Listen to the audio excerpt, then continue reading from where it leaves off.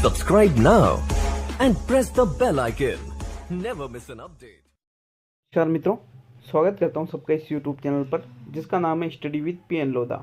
Read 2021 exam हेतु हिंदी का model paper number 16 आज आपके लिए लेकर आया हूं। पूरे के पूरे 30 क्वेश्चन हैं, पूरे के पूरे 30 क्वेश्चन, 15 क्वेश्चन शिक्षण विधियों के, 15 क्वेश्चन ग्रामर के। तो ज़रूर देखिएगा, चाहे आपके लेवल 1 या लेवल 2, आपके लैंग्वेज फर्स्ट या लैंग्वेज सेकंड हिंदी हो साथियों, तो ये टेस्ट आपके लिए बेहद ही उपयोगी सिद्ध होने वाला है। तो चलिए वीडियो को शुरू करते हैं। कोशिश होना चाहिए कि 25 क्वेश्चन आप कर दो तो बिल्कुल आपका सिलेक्शन बिल्कुल हो सकता है साथियों, निश्चित रूप से। तो चलिए वीडियो को शुरू करेंगे। पहला क्वेश्चन मित्रों, पहला क्वेश्चन क्या है? अंधविश्वास में कौन सा समास है? यहाँ पर आपको बताना है अंधविश्वास में कौन सा समास है साथियों। विकल्प 1 है तत्पुरुष, दूसरा है क्रमधारय, तीसरा है द्वंद्व और चौथा है अव्ययीभाव। तो मित्रों, अंधविश्वास जो शब्द है इसमें आपको समास बताना है। देखिएगा, मैं तैयार हूँ आपके सिलेक्शन करवाने के लिए, लेकिन क्या आप तैयार हो? अगर हो तो पूरे के पूरे 30 क्वेश्चन करके जाना साथियों। तो पहले क्वेश्चन का आंसर दीजिएगा। पहले क्वेश्चन का क्या आंसर है मित्रों? देखिए, पहला जो क्वेश्चन है अंधविश्वास, तो मतलब विश्वास के बारे में बात की जा रही है कि विश्वास कैसा है? अंधा है, मतलब यहाँ विशेषता बताई जा रही है। तो साथियों यहाँ आपका दूसरा विकल्प सही है। कौन सा विकल्प सही है? दूसरा, क्रमधारय समास में ऐसा होता है। चलिए दूसरे क्वेश्चन पे आते हैं। पूरे 30 ही प्रश्नों को करके जाना मित्रों। दूसरा क्वेश्चन है कौन सा सरल वाक्य है? सभी टॉपिक से मैंने क्वेश्चन लिए हैं, जितने हो सके सभी से। सरल वाक्य आपको बताना है। उसने आज दूध पिया है, गिलास नीचे गिरा और टूट गया, मैंने समझाया और यह बात मान गया, और वह ऐसे चल रही थी जैसे कोई बीमार चलता हो। तो साथियों वह जैसे, ये तो मिश्र वाक्य हो गया। मैंने समझाया और यह बात मान गया, यह संयुक्त वाक्य है। गिलास नीचे गिरा और टूट गया, ये भी संयुक्त वाक्य है। लेकिन उसने आज दूध पिया, ये एक सरल वाक्य का उदाहरण है मित्रों। तो विकल्प नंबर 1 सही रहेगा प्रश्न संख्या 2 में। चलिए आते हैं प्रश्न नंबर 3 पर। मित्रों तीसरा क्वेश्चन देखेंगे, लेकिन किसी प्रश्न पर अगर आपको डाउट होता है 30 में से 1-2 प्रश्न आपको डाउट वाले भी बिल्कुल लगेंगे, क्योंकि 30 के 30 ही तो हम कर नहीं पाते हैं। तो साथियों डाउट भी होना जरूरी है, तो आप हमें कमेंट करके बता सकते हैं। प्रश्न नंबर 3 है किसी के कथन को उद्धृत करते समय किस विराम चिन्ह का प्रयोग किया जाता है? विस्मयवाचक चिन्ह का, अवतरण चिन्ह का, प्रश्नवाचक चिन्ह का और निर्देशक चिन्ह का। तो साथियों किसी के कथन को उद्धृत कर रहे हो आप, तो उस समय आप कौन से विराम चिन्ह का प्रयोग करोगे? वो है उद्धृत चिन्ह, जिसको हम अवतरण चिन्ह के नाम से भी जानते हैं साथियों। तो विकल्प नंबर 2 सही रहेगा आपका प्रश्न संख्या 3 में। चलिए बढ़ते हैं प्रश्न नंबर 4 पर। किस समूह के सभी शब्दों में प्रत्यय है? मैंने कहा है 25 प्रश्न टच करके बताइएगा। 25 प्रश्न का टारगेट दे रहा हूं मैं आपको। तो सभी शब्दों में प्रत्यय है। अधर्म, सामान्य, गौरण, दयालु, डिबिया, अज्ञानी, गुड़िया, शंकर, प्यास, घर, राजमहल और कसेला। तो राइट आंसर बताइए साथियों, कौन से शब्दों में प्रत्यय है सभी में? तो यहाँ देखिए, अधर्म में प्रत्यय नहीं है क्योंकि इसमें तो अ उपसर्ग है। फिर शंकर में या प्यास में, इनमें भी प्रत्यय नहीं है। घर में कोई प्रत्यय नहीं है, लेकिन दयालु में प्रत्यय है। डिबिया में इया है। अज्ञानी में अज्ञान, अ प्लस ज्ञान प्लस ई, यहाँ पर साथियों इनमें भी प्रत्यय है, अर्थात दूसरा विकल्प सही है। दया में मूल शब्द है, दयालु प्रत्यय है इसमें। तो तीनों ही शब्दों में प्रत्यय लगा हुआ है चौथे क्वेश्चन में, दूसरे विकल्प में। तो साथियों दूसरा ही विकल्प इस प्रकार से सही है आपका प्रश्न नंबर 4 में। चलिए आते हैं प्रश्न नंबर 5 पर। कौन प्रत्यय लगाने से मधुर विशेषण भाववाचक संज्ञा में परिवर्तित हो जाएगा? ईमानदारी से सोल्व करना और 25 करके जाना साथियों, ईमानदारी से। तो बिल्कुल मैं मानूंगा कि हाँ वास्तव में 31,000 जो पद है, 31 या 32,000, उनमें से एक सीट आप निकाल चुके हो साथियों। तो देखिएगा, त्व, ता, तम, पल। तो साथियों मधुर में कौन सा कौन सा विशेषण जोड़ोगे कि ये भाववाचक संज्ञा में बदल जाएगा? तो साथियों इसमें आप जोड़ोगे मधुरता, ता प्रत्यय जोड़ोगे, तो ये जो मधुर शब्द है ये भाववाचक संज्ञा में चला जाएगा। मधुर तो एक विशेषण है, लेकिन इसमें जैसे ही आप ता प्रत्यय लगाओगे तो ये शब्द बन जाएगा मधुरता, अर्थात ये एक भाववाचक संज्ञा है, मधुरत्व नहीं होगा साथियों। चलिए नेक्स्ट प्रश्न नंबर 6 पे आते हैं। कौन सा अर्थ सही है? छाती पर सांप लौटना मतलब ईर्ष्या करना, बालू से तेल निकालना मतलब नई तकनीक का प्रयोग करना, हाथों के तोते उड़ जाना मतलब पिंजरे से तोते का निकल जाना, हाथ पांव फूल जाना मतलब मोटा हो जाना। तो साथियों देखिए, हाथ पांव फूल जाना, मोटा हो जाना बिल्कुल गलत है। हाथों के तोते उड़ जाना, पिंजरे से तोते का निकल जाना बिल्कुल गलत है ये भी। बालू से तेल निकालना अर्थात नई तकनीक का प्रयोग करना ये भी गलत है। लेकिन पहला विकल्प छाती पर सांप लौटना अर्थात ईर्ष्या द्वेष का जो भाव है उसके लिए ये चीज बोली जाती है, छाती पर सांप लौटना। विकल्प नंबर 1 सही है प्रश्न नंबर 6 में। चलिए आते हैं प्रश्न नंबर 7 पर। निम्न में से अशुद्ध विपरार्थी समूह है। अशुद्ध, पक्ष का प्रतिपक्ष, आस्तिक का नास्तिक, स्वर्ग का नरक और सामिश का शाकाहारी। तो साथियों पक्ष का प्रतिपक्ष ही होता है, आस्तिक का नास्तिक ही होता है, स्वर्ग का नरक होता है, लेकिन सामिश का निरामिष होता है साथियों, शाकाहारी नहीं होता है। शाकाहारी तो मांसाहारी का होता है। तो इसलिए आपका चौथा विकल्प सही रहेगा प्रश्न नंबर 7 में। चलिए आते हैं प्रश्न नंबर 8 पर। इसके बाद में आपके आज भी टोटल 3 टेस्ट है, कल भी 3 टेस्ट मैंने लिए थे। तीनों टेस्ट अगर नहीं देखे हैं तो एक बार जरूर देखिएगा उन टेस्टों को, कल वाले टेस्टों को, और आज के भी तीनों टेस्टों को जरूर देखिएगा। रोजाना 3 टेस्ट, ज़्यादा से ज़्यादा 40-50 मिनट के 3 टेस्ट होते हैं साथियों, तो मिस मत किया करो, बाद में याद आ जाएगी, बाद में रोते रह जाओगे नहीं तो। प्रश्न नंबर 8 क्या है? किस विकल्प में वाक्यांश के लिए प्रयुक्त शब्द सही नहीं है?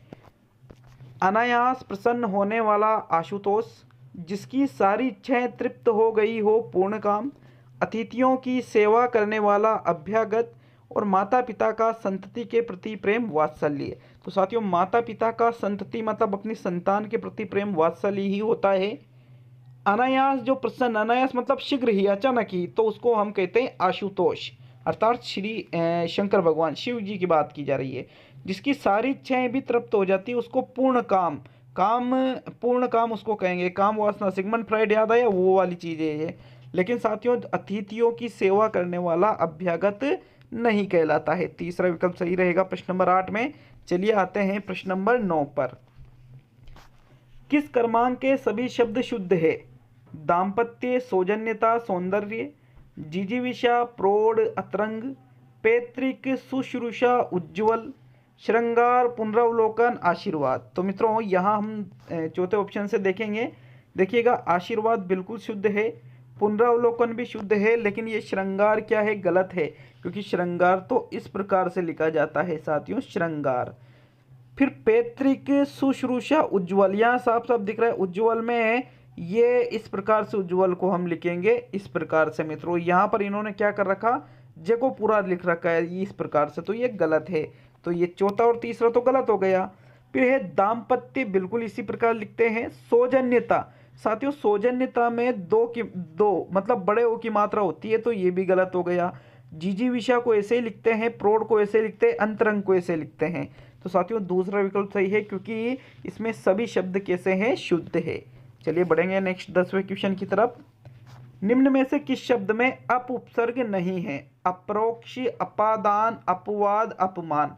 तो दो में तो साफ साफ दिख रहा है, अपवाद में और अपमान में तो अप उपसर्ग है।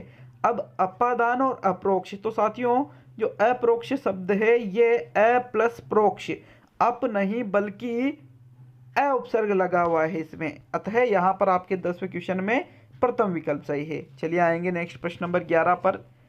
11वां क्वेश्चन, किस शब्द में उपसर्ग व प्रत्यय दोनों का प्रयोग हुआ है? व्यंजित, व्यथित, शमित, ग्रहित। तो साथियों देखिए ग्रहित में उपसर्ग नहीं है, व्यथित में वि उपसर्ग तो लगा हुआ है, लेकिन इत प्रत्यय नहीं है साथियों, इसमें प्रत्यय नहीं लगा हुआ है। व्यथा, तो साथियों यहाँ पर इसमें जो व्यथित शब्द है इसमें प्रत्यय नहीं है, सिर्फ उपसर्ग है। शमित में भी उपसर्ग नहीं है तो प्रत्यय है, लेकिन व्यंजित में साथियों वी तो उपसर्ग लगा हुआ है और इत प्रत्यय लगा हुआ है साथियों। वी प्लस अंज प्लस इत बराबर शब्द बन जाएगा व्यंजित। प्रथम विकल्प सही रहेगा प्रश्न नंबर 11 में। चलिए आते हैं प्रश्न नंबर 12 पर। निम्न में से किस शब्द का संधि विच्छेद गलत है? गलत संधि विच्छेद बताना है साथियों।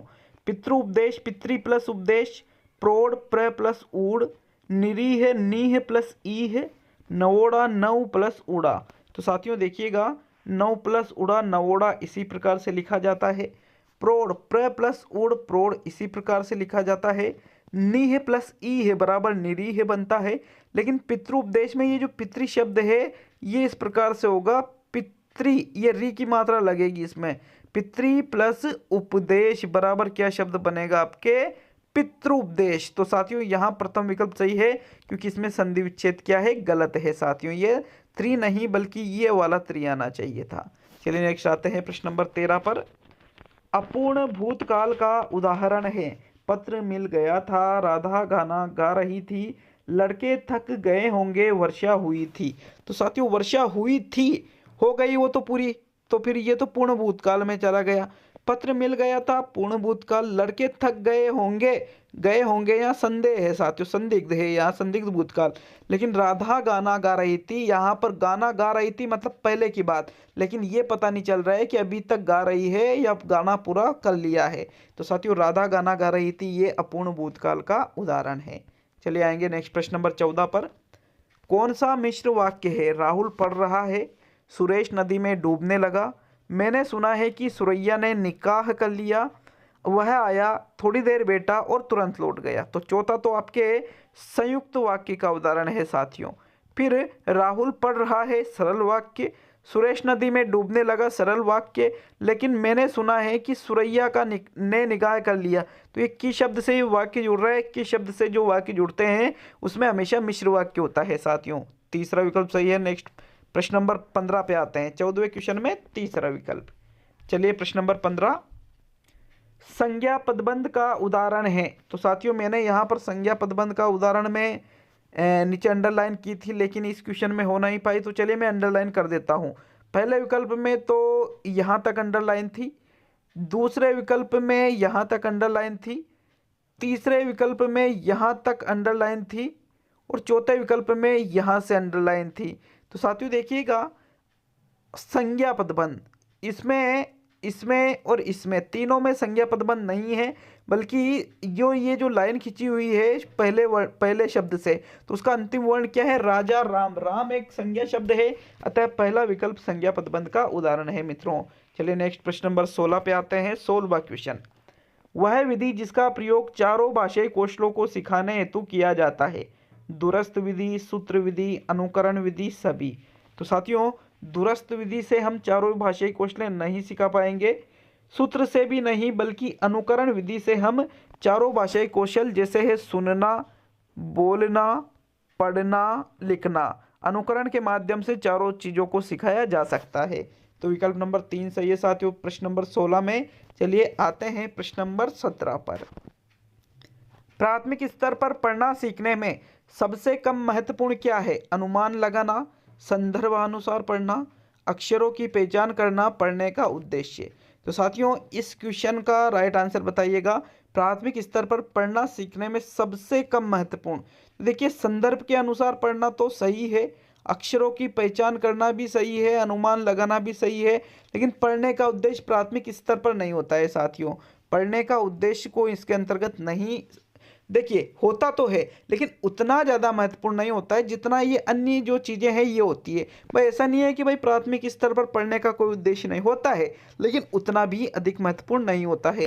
तो चौथा विकल्प सही है साथियों प्रश्न नंबर 17 में। चलिए आते हैं प्रश्न नंबर 18 पर। व्याकरण शिक्षण की कौन सी विधि अपेक्षाकृत प्रभावी है? आगमन विधि, निगमन विधि, पाठ्य पुस्तक विधि और सूत्र विधि।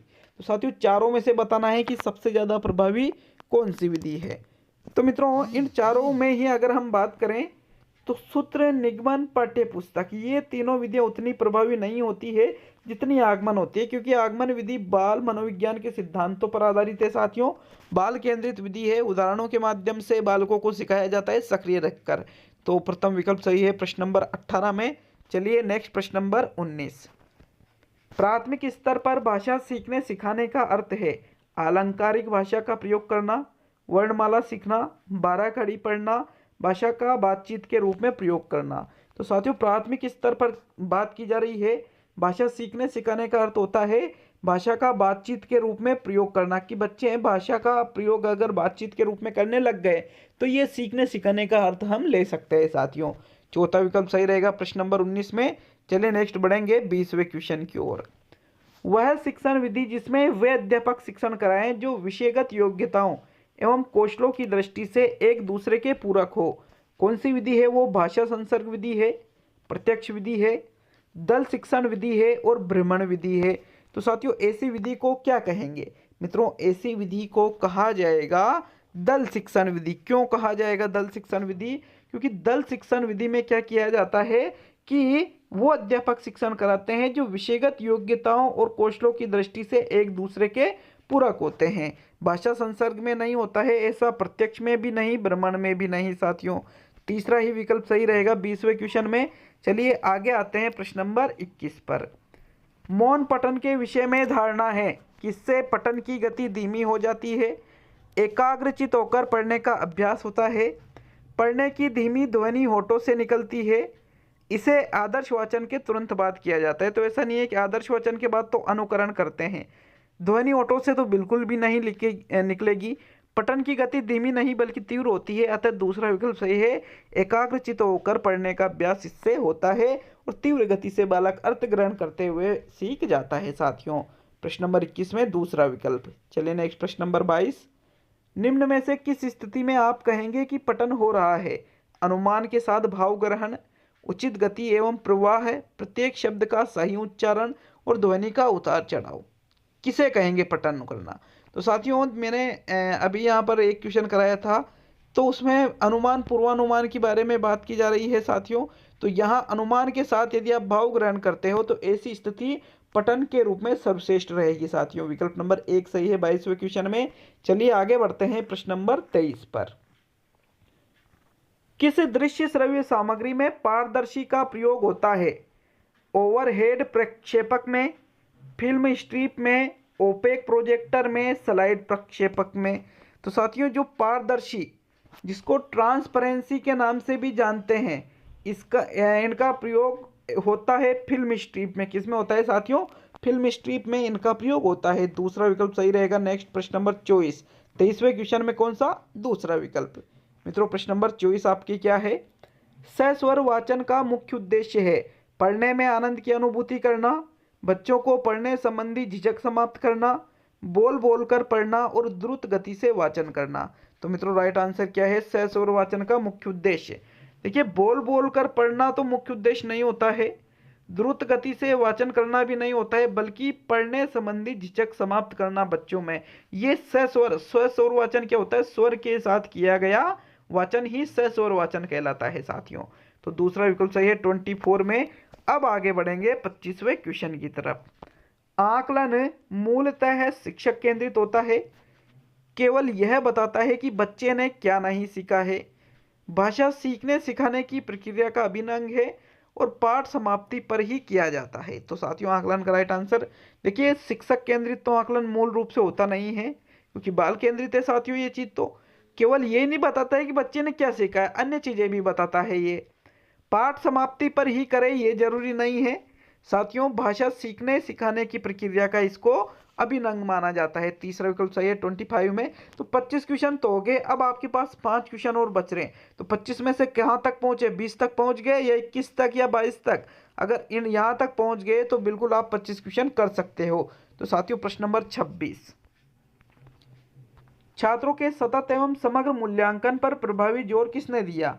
राष्ट्रीय शिक्षा नीति 1986 ने, प्रथम राष्ट्रीय शिक्षा नीति 1968 ने, फिर मुदालियर आयोग की सिफारिशों से मुदालियर मतलब माध्यमिक शिक्षा बोर्ड आयोग 1952-53। तो साथियों किसके द्वारा सीसीई पर प्रभावी जोर दिया गया था? मित्रों राइट आंसर है राष्ट्रीय शिक्षा नीति 1986 के द्वारा सीसीई पर प्रभावी जोर दिया गया था। विकल्प नंबर 1 सही है 26 में। चलिए आगे बढ़ेंगे प्रश्न नंबर 27 की ओर। निम्न में से किस तत्व का दैनिक पाठ योजना में उपयोग नहीं होता है?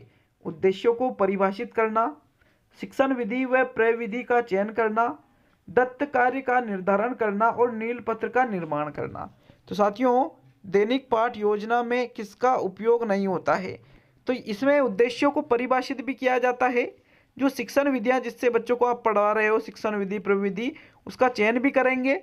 दत्त कार्य का निर्धारण भी इसी में कहेंगे। लेकिन नील पत्र का निर्माण तो प्रश्न पत्र बनाने के लिए किया जाता है साथियों। तो यहाँ आपका चौथा विकल्प सही है 27 में। चलिए आगे बढ़ते हैं प्रश्न नंबर 28 की ओर। तो साथियों प्रश्न नंबर 28, फ्लालेन बोर्ड का उपयोग होता है लेखन कार्य के लिए, श्रवण कार्य के लिए, चित्र प्रदर्शन के लिए और फिल्म पट्टिका प्रदर्शन के लिए। तो मित्रों जो फ्लेनल बोर्ड है ये खादी का कपड़ा होता है जिसको बाहर लगाया जाता है, तो इस पे चित्रों का प्रदर्शन किया जाता है। तीसरा विकल्प सही रहेगा 28 में। चलिए आते हैं प्रश्न नंबर 29 की ओर।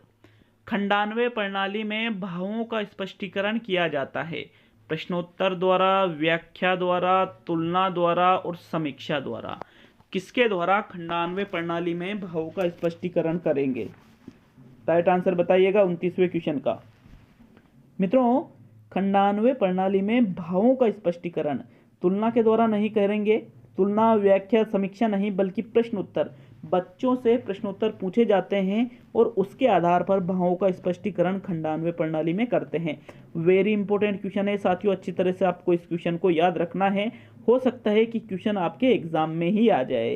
तो चलिए 30वां और अंतिम क्वेश्चन, लेकिन उससे पहले हमारे चैनल को अगर सब्सक्राइब नहीं कर रखा है तो इसी तरह के अच्छे और शानदार वीडियो के लिए हमारे चैनल को सब्सक्राइब करके बेल आइकन दबा ले साथियों। बेल आइकन अगर आप दबा लेते हो तो नए वीडियो का नोटिफिकेशन बहुत ही जल्द आपके पास पहुंच जाता है। और एक और निश्चित बात कि सुबह 9 बजे तक मैं लगभग 3 टेस्ट रोजाना डाल देता हूं, तो तीनों को देखा करो आप, क्योंकि एक एक चीज इंपॉर्टेंट होती है। फिर क्वेश्चन छूट जाएंगे, आप कहोगे कि सर कम आए, तो मैं कहूंगा कि वीडियो आपने पूरे ही नहीं देखे, कम कैसे आए? क्वेश्चन तो बहुत ज्यादा आ जाएंगे एग्जाम में। प्रश्न नंबर 30 है, छात्रों को अपनी मातृभाषा में बोलने का अवसर प्रदान करना चाहिए ताकि छात्र अपने आप को कमजोर न समझे, छात्र अपनी निजी कठिनाइयां बता सके, छात्र अपना गृह कार्य आसानी से कर सके और छात्रों के लिए अधिगम प्रक्रियाएं सरल व सहज हो।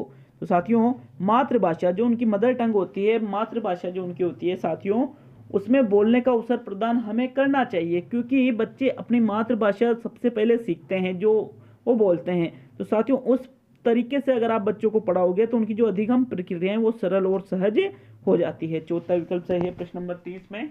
तो बहुत बहुत धन्यवाद दूंगा साथियों। आज के पहला टेस्ट है ये, इसके बाद 2 टेस्ट और आ रहे हैं तो उनको भी जरूर अटेंड करिएगा। मिलते हैं मित्रों अगले वीडियो में। सभी साथियों का बहुत बहुत धन्यवाद।